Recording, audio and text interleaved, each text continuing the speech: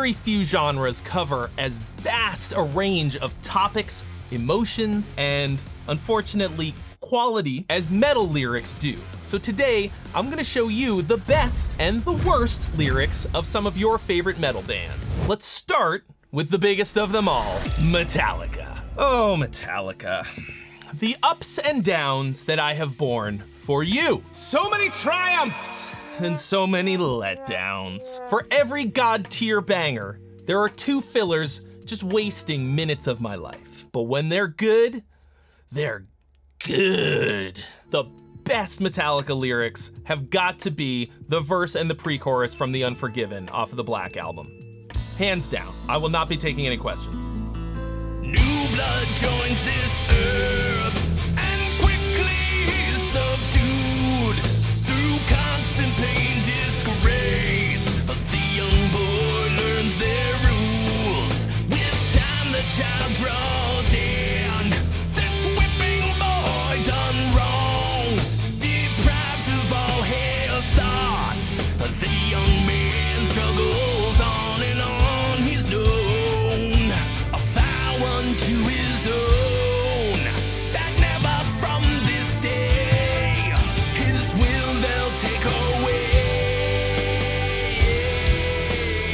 This song is James Hetfield's origin story. He's talking about his darkest secrets in this song, like how he was basically psychologically abused by his parents, including his father, who abandoned the family when James was only 13, and his mother dying of cancer with essentially no medical care because of his family's insane Christian Science beliefs. It's dark and it's so real. He sort of removed himself from the song in a way by delivering it from a third-person perspective, so it sounds like he's talking about someone else. But make no mistake, the kid in this story is James Hetfield. He's laying his soul bare in here, if you know where to look. First line, new blood joins this earth. Woo, what a way to say that a child has been born.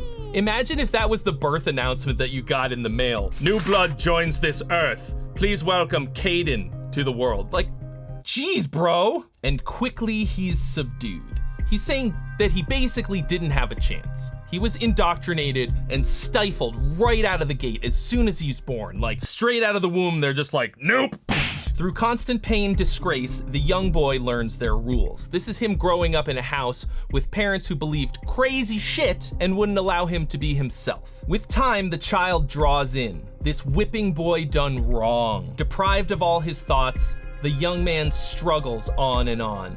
So this is about how he became incredibly shy because of his upbringing. He wasn't allowed to attend health or science classes at school because of the crazy dumb shit that his parents believed. And he got so tired of answering his classmates' questions about it that he basically stopped talking to everyone at school. Also note this very cool little bit of continuity throughout the lyrics, and this continues through the second verse as well. Young boy, child, young man. We've watched him grow. In the span of one verse, he's known a vow unto his own. This is him making a promise to himself that never from this day his will they'll take away. So here in the pre-chorus, he's showing us that he's not dead inside. He's not giving up. His will hasn't been crushed by all of this, which would annihilate most mortal men. And instead, he became the badass Papa Het that we know and love today. This is one of the most intensely personal songs that I have ever encountered, and the depth of its meaning is only matched by the heart-wrenchingly poetic writing of it. Like, am I the only one who just wants to give him the biggest hug? Like, damn, dude. So you might be tempted to think that I Am the Table is the worst Metallica lyric, and it is certainly the most memed. But because it's on the Lulu album that was written with Lou Reed, who wrote most of the lyrics, I'm not gonna count it. It's off the table. The worst Metallica lyric is the first one. They came out swinging with some real cringe. Hit the Lights, the first song off their first album, Kill 'Em All, is a tough read. No life till leather. We are gonna kick some ass tonight. We got the metal madness. When our fans start screaming, it's right. Well, all right. When we start to rock, we never wanna stop again. It's hard for me to read it out loud. Of course, there were like 19 when they recorded this, but that's all that it sounds like to me, is like just teenage nothingness. They wrote more than one song on this album about playing metal and being a metalhead, which to me is like big lame. It's kind of like rappers rapping about how good they are at rap, except that when they do it, there's like clever wordplay and interesting rhymes. But this was just the start. They needed to get through this so that they could go on to make the great ones. This is something that I talk about in my lyrics course a lot. The best stuff is usually on the other side of a lot of crap that needs to come out first. When you're writing, if you just look at the first stuff that comes out that sucks and assume that everything that will come after it is gonna be just as bad, you're shooting yourself in the foot. You gotta get past your kill 'em all to get to your Master of Puppets. Although, there was one guy in Metallica who got past kill 'em all in a different way by starting a completely new band called Megadeth. Megadeth is a similarly mixed bag in their lyrical output. Every once in a while, Megadeth will drop just an absolute nuke of a lyric, but also plenty of stink bombs. So let's take a look at the biggest bang and the dullest dud in their catalog. First up, unless you're a true Mega fan, you probably haven't even heard their best lyrics, because it's the chorus to a very underrated gem from their album The System Has Failed, called The Scorpion. As I climb onto your back, I will promise not to sting. I will tell you what you wanna hear and not mean anything. Then I treat you like a dog as I shoot my venom in. You pretend you didn't know that I am the Scorpion. As I climb onto your back, I will promise not to sting. I will tell you what you want to hear and not mean anything. Then I treat you like a dog as I shoot my venom in. You pretend you didn't know that I am a scorpion. This is what I would consider to be a proper, amazing chorus. This has everything. Excellent phrasing and rhyme, great catchy syncopation. It tells a whole devastating story of deceit and betrayal in just a few short lines, and it says something meaningful. It's based on a fable called The Scorpion and the Frog, but Dave tells the story much more elegantly. This isn't just the best Megadeth chorus, I think it's one of the best choruses in all of metal. Naturally, it's completely undercut by a very mediocre verse, as usual with Megadeth. I never understood that. Why? Why are Megadeth verses so lame when he can write such white hot fire for the choruses? Either way, let's take a look at what I think is the worst, which is Take No Prisoners from Rust in Peace. Got one chance, infiltrate them. Get it right, terminate them. The Panzers will permeate them. Break their pride, denigrate them. And their people, retrograde them. Typhus, deteriorate them. Epidemic, devastate them. Take no prisoners, here's the worst part, cremate them. Why? The whole thing just feels completely forced, and the infiltrate, terminate, permeate, denigrate, retrograde, deteriorate, devastate, cremate is one of the worst kinds of metal lyric tropes. It's a variant of the old violation, penetration, degradation, castigation, infiltration, domination, captivation, kill me. It just sounds like something that a high school sophomore would think that they're like super deep for putting in their creative writing homework. But in actuality, it's just lazily piling easy rhymes of mostly redundant words that don't add any real value. The incredibly awkward syllable stresses also irk me real bad. Every single one of these words has the stress on the first syllable when you say it like a human being, like terminate, terminate, infiltrate. But in every single one of these, he puts it at the end. Like if somebody said, ew, there's some spiders, terminate them, you'd be looking for the zipper on their human suit. So I swear to God, I didn't pick 3/4 of the big four on purpose. And spoiler, we're not doing Anthrax today, but you better get out your dead skin umbrella because it's about to be raining blood up in here. It's time to look at some fucking Slayer. Did you know that that's their legal first name?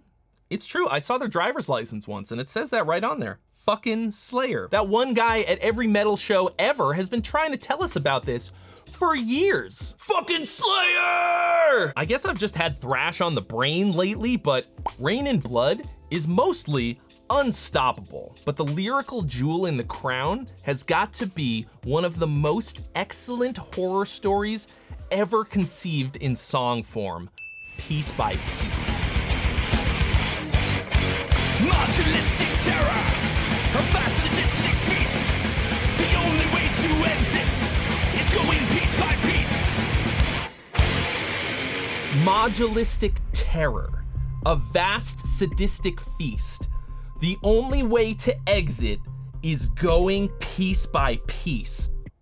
This is by far my favorite Slayer song. It puts you at the center of a truly blood-curdling horror story of a cannibal stalking its prey. The title and hook tag, Piece by Piece, is such a great summation of the concept. Once you figure out what's going on in the song, it really says it all. First of all, let's talk about how they invented a word for this. Modulistic isn't a real word, but it still means something. It's clearly a derivation of the word modular, which refers to something made up of pieces that are meant to be pulled apart and rearranged. Now, if you change the ending of a word to IST, it refers to a practitioner of a certain doctrine, like communist, survivalist, abolitionist. So that makes it seem like there's some kind of a cannibal cult, the modulists, who view people as modular beings to be taken apart and rearranged at will. That is scary as fuck. This chorus is also a great example of how to tell a story with the order of events within a stanza. First, set the feeling, right? Modulistic terror. Then you set the scene, a vast sadistic feast. Then you raise the hammer. The only way to exit, and then you just drop it, is going piece by piece. That's one of the most brutal lines in any song ever, without so much as a drop of blood spilled. It's the knowing that you're gonna die and how it's gonna happen, and that there's nothing that you can do to stop it that really gets me. And then having it delivered to you in second person perspective, which makes you the main character of the story, makes it an even more immersive and terrifying experience. It could have been lame as hell though, like if they put the lines in a different order. Like, check this out. Going piece by piece is the only way to exit. Modulistic terror, a vast sadistic feast. But see, that blows your ace in the hole early. You want to hold back the action, the event, till the end. You walk the listener up to the edge of the volcano, and then you push them in. If you want to learn how to actually do that with your lyrics, I can show you that and a ton more in my brand new lyrics course, which is called How to Actually Write Lyrics, which is currently on sale for the launch at a hefty discount of 50% off for a limited time. So if you want to write better lyrics for your band that'll make people bang their heads harder instead of cringe, now's your best chance. I created the course to save you from writing lame, uninspired, drivel placeholder lyrics like the ones in the next song that we're gonna take a look at, the worst lyrics in Slayer's whole catalog, Aggressive Perfector. Follow me, I'll lead the way. Your fears will soon overtake. Hide your infinite tears inside. It seeks your smallest break. Screaming as if nothing helps, you press on to survive, playing out the fantasies of a force that keeps you alive. Nope, you're getting the gong.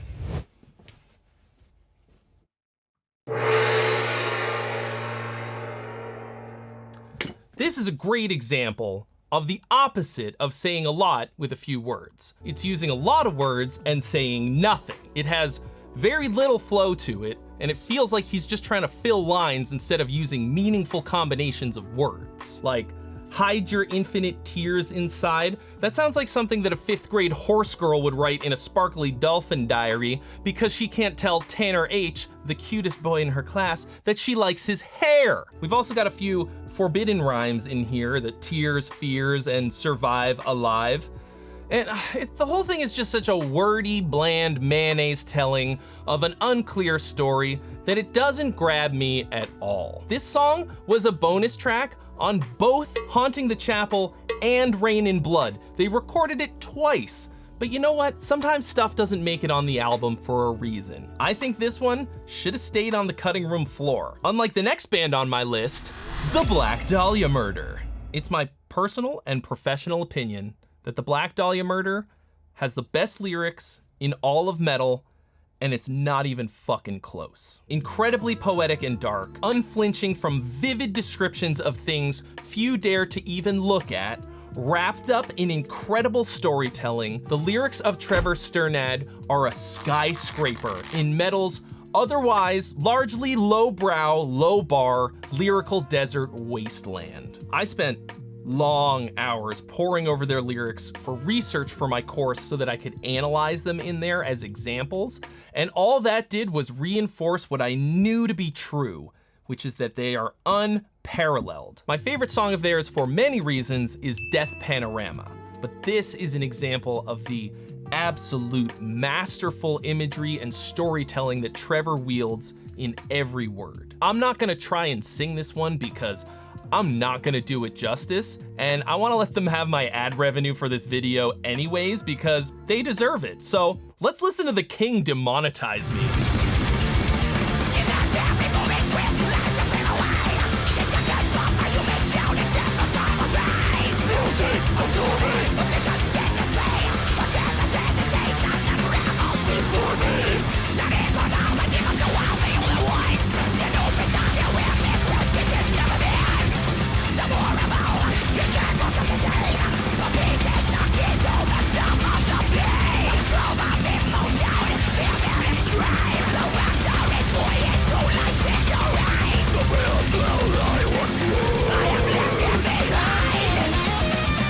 I've listened to this song hundreds of times and I still get chills throughout my entire body. I could spend a week unpacking all of these lines, but just for a minute, let's marinate in this incredibly vivid picture that he's painted here. He's describing a moment immediately after you die where you experience everything, every single event of your whole life all at once. And then he hits us with possibly my favorite single lyric that has ever been written. The man that I once was, I have left him behind. Such a simple statement, but to me, it demonstrates everything about storytelling and why writing great lyrics is so important, because it could have been so boring. It could have been, I have left behind the man I used to be, or I abandoned the guy I was. But instead, he flips the script. He puts the event at the end of the sentence, turns it into this like setup and punchline kind of a format. Let's take it back to the top. In that very moment, which life doth fade away, the moment of death, ejected from my human shell, exempt from time or space. The words that he uses here all carry so much with them. It's not just removed, but ejected. Not outside of time and space, exempt from it. Floating, absorbing, omniscient in display. A grandiose presentation unravels before me. His soul or whatever is now just floating there, seeing this presentation of his life. Not in chronology, but so wildly all at once. An open dioramic rendition of events. So he's not seeing the events of his life one at a time, but all happening simultaneously. Some horrible, integral just the same. All pieces are key to the sum of the being. He's being shown everything, including the worst parts, but they're all important to show the full picture. A strobe of emotions, vivid, extreme. The rapturous voyage through life's victories. A strobe of emotions? That is such a great way to say that. He's experiencing all of these feelings flashing quickly past one by one. And then the kicker. The man that I once was, I have left him behind. This song's not even 2 minutes long, but it is a goddamn feast. Now, like I said, Black Dahlia is the absolute gold standard best as far as I'm concerned. But even the best has a worst. In this case, it's more like a least good. I think that with their Miasma album, the band suffered the classic sophomore slump. After releasing their first album, Unhallowed, which is incredible, they did what I think is their worst album, which is still much better than anything a given band will put out in their whole career. Most of the lyrics on the album are great and up to par with what I've come to expect from the master, but the song I'm Charming rolls out the album on this beige carpet. I know it's a shame when success was to blame, but I can't remember my name. I mean, the worst you can say about their worst lyric is that it's bland and common, which is what made it stick out the most to me, because everything else that they write is such high art. It's like a dandelion in a rose garden. Just kind of feels like a placeholder that they didn't have time to replace or something, I don't know. But we should all strive to have our worst lyric be this good. So rest in peace to Trevor, the greatest to ever do it. We are incredibly lucky that he left behind such a rich legacy of lyrics for us to enjoy and to study. It is my personal belief that in time, the world is going to come to view him as a true titan of writing on the level of all the great writers of the world. Let me know in the comments if there's more bands whose lyrics you want to see me break down, and I'll see you real soon.